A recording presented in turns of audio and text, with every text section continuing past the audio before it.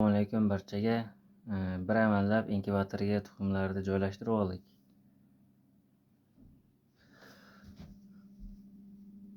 Ikki etaj qilishga bir amallab ikki etaj qildik, lekin jami bo'lib 218 tami tuxum ketdi-da.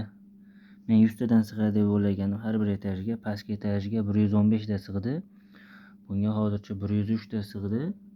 Tuxum topolmadim, xullas. To'lmay qoldi hali ham. 2 kun yig'dim. Inkubatorda bir amal bir ko'rsatib chiqadigan bo'lsak, mana bu termoregulyator issiqlik bilan namlikni ko'rsatib turadi. Issiqlik sekin ko'tarilyapti. Endi namlik oshib ketdi, nimagadir buncha suv tomonga shamol bo'lyapti. Bu taymer. Buni vazifasi nima? Mana motorchik qimirlatib turadi har 2 soatdami.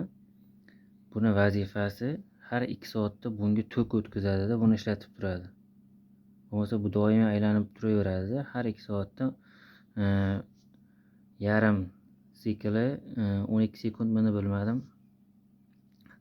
12 sekund ishlaydi. Bunday turgan tuxum bunday turadi. Bu ana uniki isitishniki. Mana yerda nomi esimdan chiqib ketdi. Spiraldas deydi bu lampochka. Mana bu knopka qo'yib qo'yganman. Lampochkasi o'chib yonadi.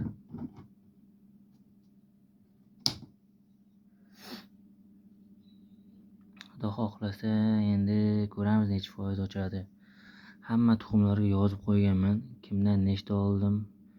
Keyin o'shanga qarab analiz qilamizda. Kimniki ko'proq ochgan bo'lsa, kimniki yaxshiroq ochgan bo'lsa, o'shalardan olamiz. Yaxshi ochmaganni keyingi safar olmaymizda. Bugun sana necha o'zi? Bugun sana 2-mart ekan. Xudo xohlasa endi ko'ramiz.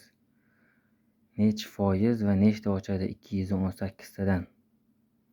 Hammaga rahmat. Sog' bo'linglar, charchamanglar.